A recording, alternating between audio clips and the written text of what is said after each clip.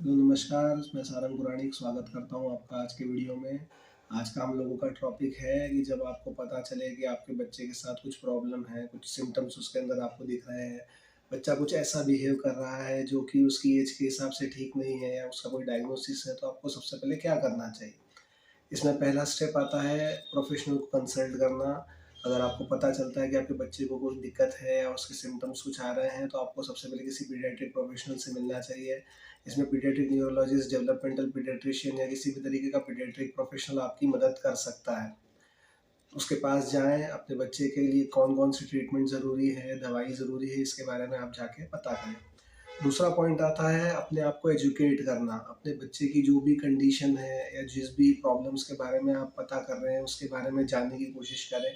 Internet से, community से, book से, इसकी मदद से आप ये जान सकते हैं कि आपके बच्चे को क्या दिक्कत है और उसका इलाज क्या है, उसकी थेरेपी क्या-क्या है।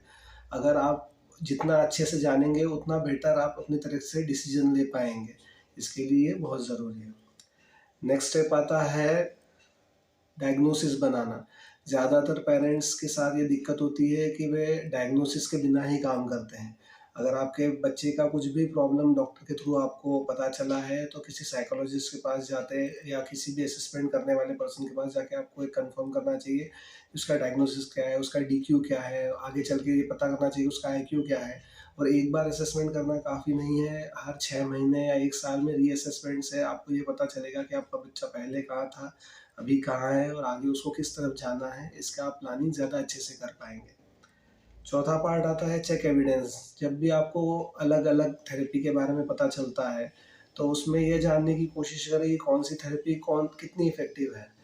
जैसे अगर आप किसी थेरेपी के बारे में पता करते हैं, तो वहाँ पर जिस सेंटर पर आप थेरेपी ले रहे हैं, वहाँ के पेशेंट्स से या आजकल ऑनलाइन काफ़ी कम्युनिटीज़ अवेलेबल है या इंटरनेट पर आप रिव्यू पढ़ के ये जान सकते हैं कि थेरेपी एक्चुअली कितनी इफ़ेक्टिव है। इस हिसाब से आपको डिसीज़न लेने में आसानी होगी। इसके अलावा आप खुद भी देखें, जैसे 1 महीना भर हो जाने के बाद बच्चे के अंदर क्या चेंज आ रहा है, आप देख सकते हैं।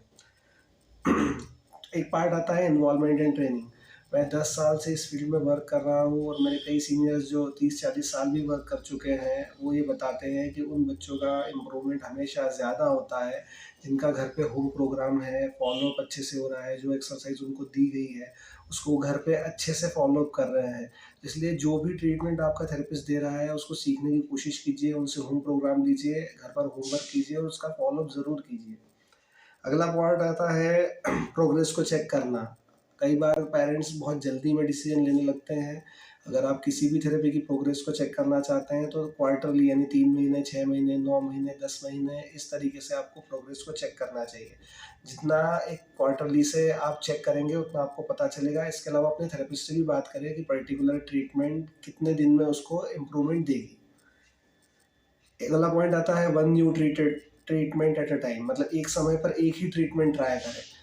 Allopathy, Ayurveda, homeopathy, stem cell therapy, even occupational therapy, speech therapy और एबीए और बहुत सारे स्पेशल एजुकेशन, कई तरह की थेरेपी है। अगर आप सारी थेरेपी एक साथ लगा देंगे, तो आपको यह पता नहीं चल पाएगा कि कौन सी थेरेपी इफेक्टिव है, जिससे आपको फ़ायदा हो रहा है।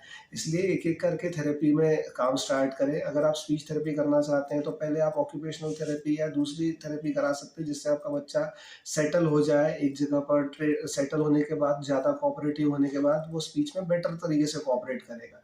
इसलिए आप सभी थेरेपी को करने की बजाय एक-एक करके थेरेपी करें और किसी भी नई थेरेपी को ट्राई करते समय उसको अच्छी तरीके से मॉनिटर करें कि थेरेपी का इम्प्रूवमेंट उसी की वजह से हो रहा है।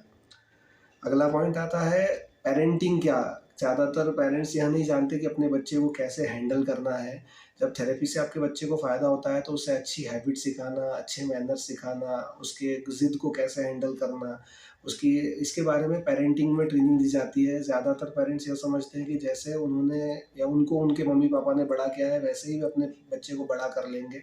तो यह सही तरीका नहीं है। अगर आप पेरेंटिंग के बारे में सीखेंगे कि बच्चे के बिहेवियर को या किसी खराब बिहेवियर को हैंडल करने का सही तरीका क्या है, तो आप ज़्यादा अच्छे से पेरेंटिंग कर पाएँगे। आज के वीडियो के लिए इतना ही। आने वाले वीडियो में मैं और आपकी प्रॉब्लम्स कवर करूँगा। अगर आप मेरे को किसी भी पर्टिकुलर टॉपिक पे चाहते हैं कि मैं वीडियो बनाऊँ, तो आप प्लीज़ कमेंट सेक्शन में मुझे बताइए। आज के लिए इतना ही। Thank you.